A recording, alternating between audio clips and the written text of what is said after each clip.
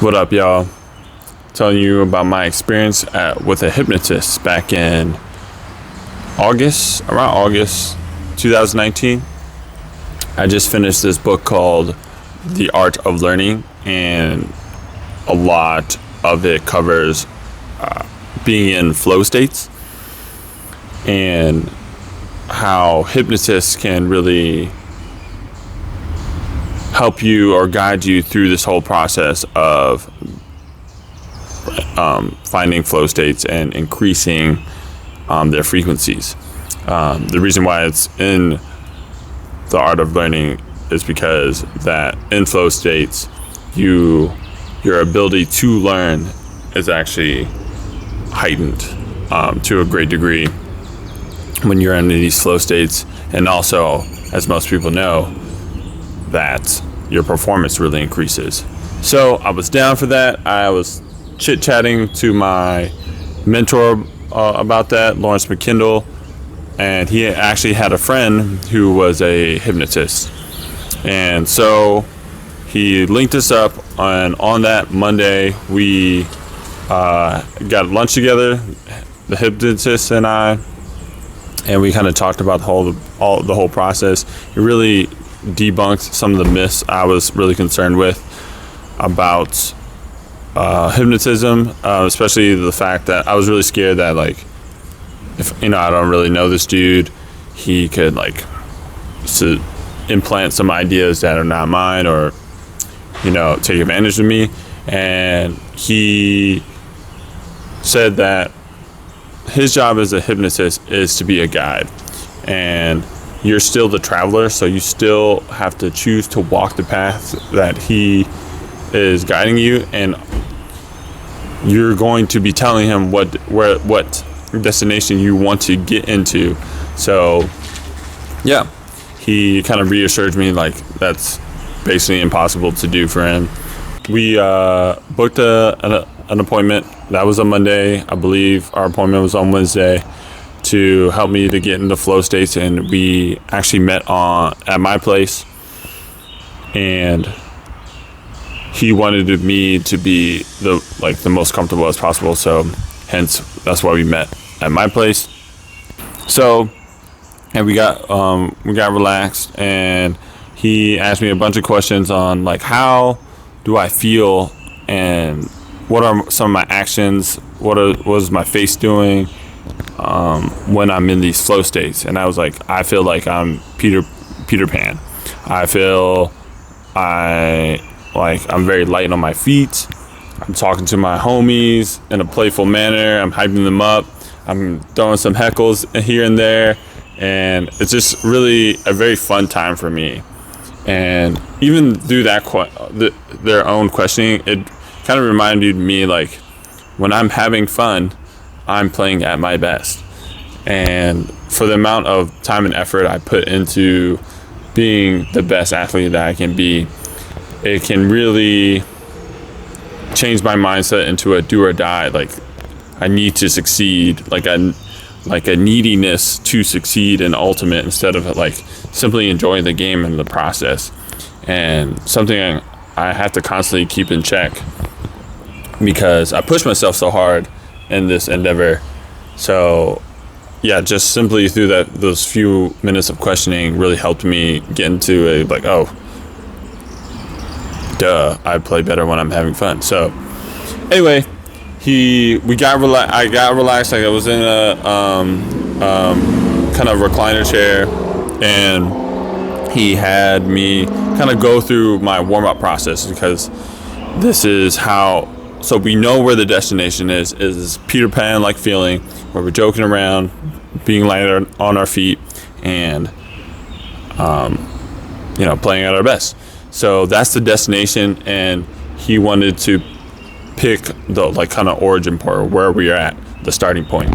So we started with warm-ups, and since I generally lead warm-ups, backtrack, we actually started me literally getting out the car and walking to the field, arriving to the stadium, and generally how that walk-up feels like.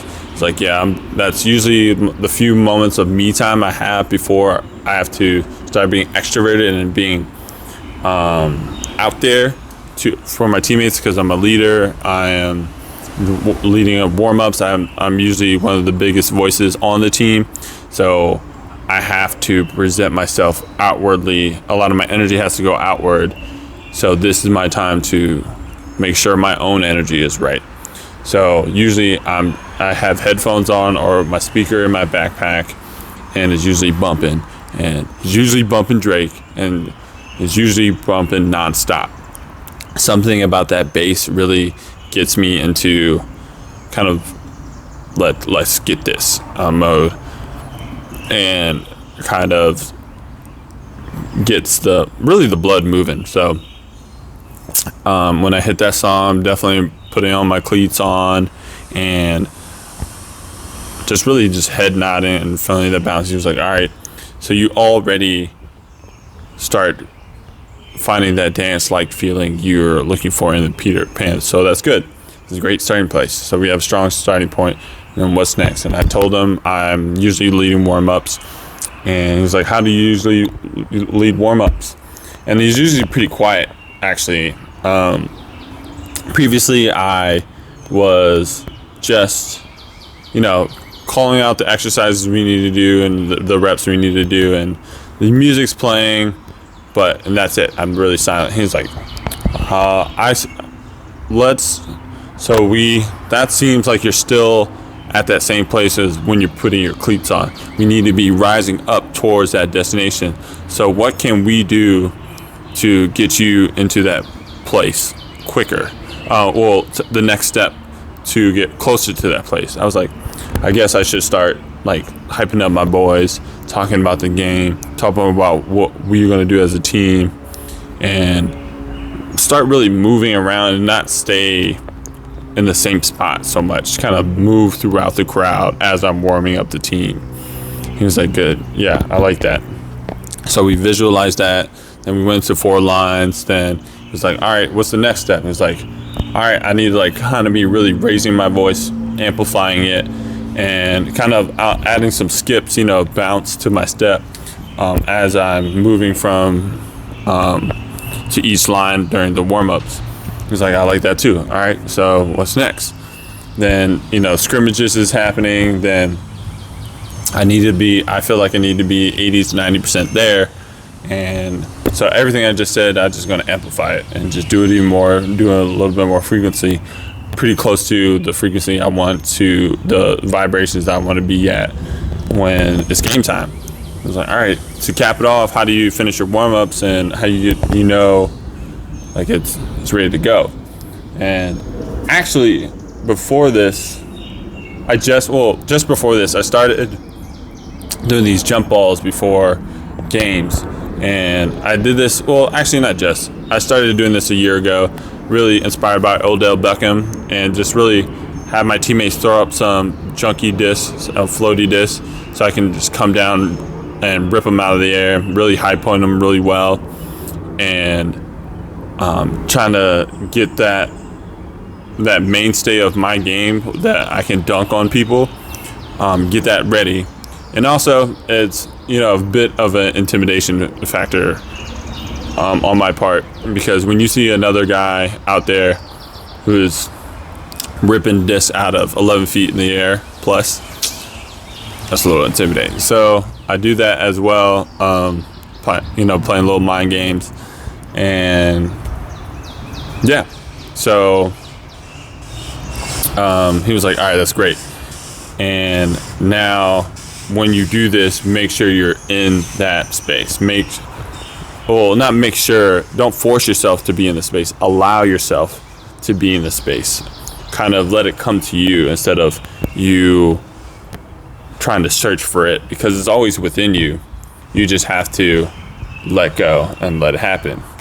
And that is another key distinction I never had before that session.